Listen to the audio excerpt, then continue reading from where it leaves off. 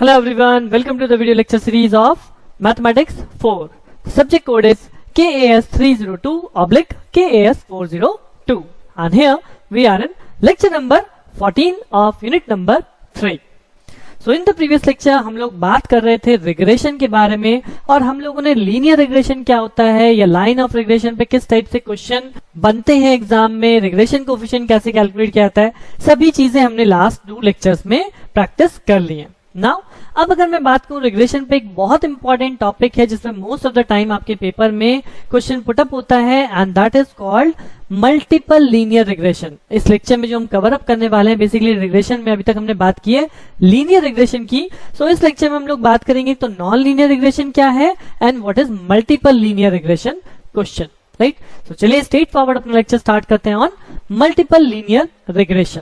सो non linear regression, अब हमने पढ़ा है अभी तक लीनियर रिग्रेशन जहां पे हम लोगों ने बोला था when the two variables has a relation hold a straight line between them, right, कि उन दोनों में रिलेशन क्या है, उन दोनों में एक स्ट्रेट लाइन रिलेशन है, then it is called the linear regression.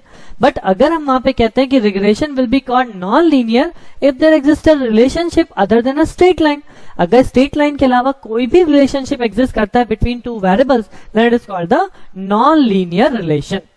और नॉन लीनियर रिलेशन या नॉन लीनियर रिग्रेशन जो है आपका, अगर उसको आपको क्वेश्चन में बोलता है कि set the non linear regression, तो बेसिकली वहां पे जो इक्वेशन हो जाएगी वो इक्वेशन आपकी वही सेम है जो हम ऑलरेडी कर चुके हैं. तो यहाँ पे बेसिकली नॉन लीनियर रिग्रेशन आप ऑलरेडी पढ़ चुके हो और वो रिग्रेशन इक्वेशन क्या है, that is second degree parabola. जी हाँ, हम लोगों ने पढ़ा था सेकंड डिग्री पैराबोला. आप इसी सीरीज में देख सकते हैं lecture number 9 of unit number 3. वहां पे आप लोगों ने किया भी है curve fitting second degree parabola. So straight forward equation, non linear regression भी यही चीज है. Straight forward equation, then form the normal equation, use the method of least square, find out the constant value of A B and C and then we can calculate the equation, right. तो इस equation को क्योंकि आप पहले ही already पढ़ चुके हैं, केवल मैंने टॉपिक यहाँ पे इसलिए रखा है कि अगर आपके सिलेबस में मेंशन है non linear regression, so if in your question paper something mention like non linear regression, तो आप कंफ्यूज ना हो कि what is non linear regression. तो non linear regression is nothing but second degree parabolic equation, right. अब अगर मैं next topic और last topic of this unit बात करूं तो that is called multiple linear regression. What is multiple? अब multiple का मतलब क्या है?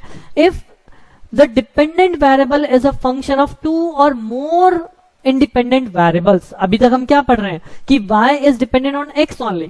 बट अब अगर मैं कहता हूं y x पे भी डिपेंड करता है, साथ ही साथ z पे भी डिपेंड करता है. Now it depends on more than one variable, that is called a multiple regression example, right. और इस केस में आपकी जो इक्वेशन यूज होती है, ध्यान रखिएगा, ये आपको याद रखनी है just like a curve fitting. आपको ये मल्टीपल लीनियर इक्वेशन याद रखनी होगी and that equation is basically y is equal to a plus bx plus cz, right. So यहाँ पे y is a dependent variable on what, on variable x and variable z.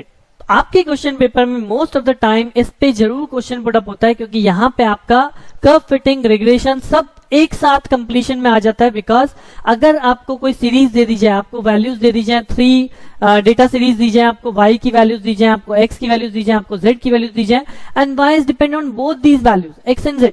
So that means we have to establish a relationship between y, x and z, and that relationship is established by this particular equation, that is y is equal to a plus bx plus cz with the method of least square. जी हाँ, अगर आपको ये word याद आया हो least square, तो हम least square method में सबसे पहला स्टेप क्या होता है if we want to establish this relation?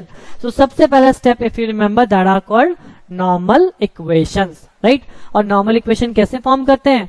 Normal equation form करते हैं based on the number of constant. तो यहाँ पे कितने कांस्टेंट की वैल्यू मुझे चाहिए? यहाँ पे a चाहिए, यहाँ पे b चाहिए, यहाँ पे c चाहिए. That means there are 3 constant. So I will form 3 normal equations. और वो कैसे फॉर्म होंगी? First of all I will take summation y simply, ये हो जाएगा na plus b summation x plus c summation z.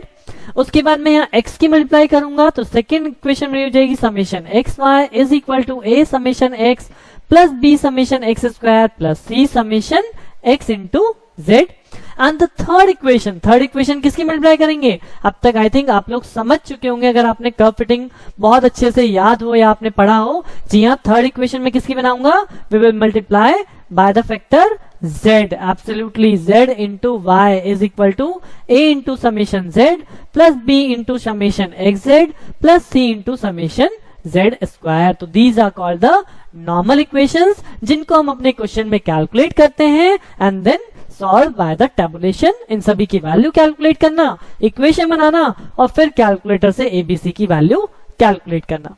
Right तो एक straight forward मैं आपको यहाँ पे क्वेश्चन शो कर रहा हूँ जो कि आपके लास्ट पेपर में आ भी चुका है. So this is the question on your screen. Question कहता है find the multiple linear regression of x1 on x2 and x3. अब यहाँ पे देखिएगा स्टेटमेंट में ही आपको बोल रहा है we have to calculate multiple linear regression of x1 on x2 and x3. यानी कि x1 is depend on x2 and x3. So what is my relation become a plus b of x2 plus c of x3. This is my regression line equation जो मुझे establish करनी है. And we have given the data x1, x2 and x3. So equation हमने याद कर ली because मुझे याद रहनी चाहिए. जैसे ही मैंने इक्वेशन लिखी now you can obtain the normal equation. जैसे अभी हमने लिखी थी similarly आप लोग normal equations लिख सकते हैं and the normal equations are like this. Summation x1 एक बार आप x2 की मल्टीप्लाई करेंगे और एक बार आप x3 की मल्टीप्लाई करेंगे.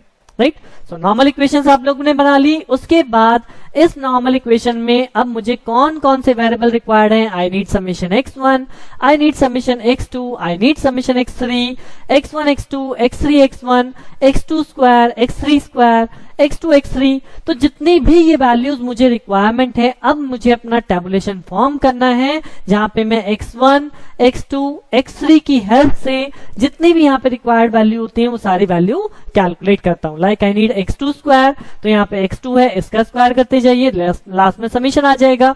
x3 स्क्वायर चाहिए इन the same way x1 x2, x1 x3 and x2 x3. तो सारे के सारे कॉलम्स यहाँ पे आपको कैलकुलेट करने होते हैं and just find out the summation value.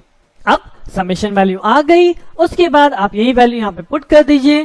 Form the equation like summation x1 है, समेशन x1 की वैल्यू क्या है 54. So 54 is equal to n. n कितना होगा 1 2 3 4 5 6. तो यहाँ n 6 हो गया तो that become 6a plus b summation x square. So this is b summation x square कितना हो गया दैट इज 48. तो this is 48b plus c summation x3. तो x3 कितना है 102 तो ये हो जाएगा 102c एंड समेशन x1 था हमारा 54. तो this become my first equation. Right so in the same way आप यहाँ पे इक्वेशंस फॉर्म कर सकते हैं and once you form the equation just pick up your calculator and solve these equation of unknown 3. Right so A B C की value आपको calculate करनी है. Once you calculate with the calculator you will find the A is equal to this, B is equal to 0.389 and C is equal to -0.623. So same statement की calculation खुद से कीजिए. समझ में आना एक अलग टास्क है, आ चुका होगा अब तक समझ में, बट कैलकुलेशन करना भी बहुत जरूरी है. And once we got the value of A B and C then with the help of the standard equation जो हमने सबसे पहले लिखा था कि what is the regression equation x1 is equal to a plus B x2 plus c x3. केवल a b c की value को पुट करना है and this is my required answer. Right so non linear regression या multiple linear regression अगर आपको setup करना है सेकंड डिग्री पैराबोला या फिर आपको यहाँ पे मल्टीपल लीनियर रिग्रेशन सेट करना है तो इन दोनों में basically method of least square he use होता है और हम इजिली इक्वेशन को सेटअप कर पाते हैं. तो विद दिस मैं आपको कह सकता हूं कि यहां तक के लेक्चर अगर आपने कंप्लीट कर लिए up to lecture number 14 from lecture number 1 तो आपकी यूनिट नंबर 3 बहुत अच्छे से आपने कंप्लीट कर ली होगी और इसको इतने अच्छे से आपने करा होगा कि अब आप एग्जाम में इस पे अटेम्प्ट क्वेश्चन जो आएंगे इस पे बेस्ड राइट उन क्वेश्चंस को भी अटेम्प्ट करेंगे and you will get full on a full marks. Right और मेरी भी एडवाइस यही है कि इजी यूनिट है तो इस यूनिट को इतने अच्छे से कीजिए कि आपको यहां से ये मान के ही चलना है कि I will score 100% from these questions. Right so with this इस लेक्चर को यहीं पे वाइंड अप करते हैं. हमारे इसी लेक्चर के साथ यूनिट नंबर 3 जो हम लोग पढ़ रहे हैं that is also finished. Now from the next lecture हम लोग बात करेंगे यूनिट नंबर 1 की जहां पे आप लोग पढ़ेंगे पार्शियल डिफरेंशियल इक्वेशन. राइट सो बने रहिए मेरे साथ, मिलते हैं नेक्स्ट लेक्चर में. Thank you.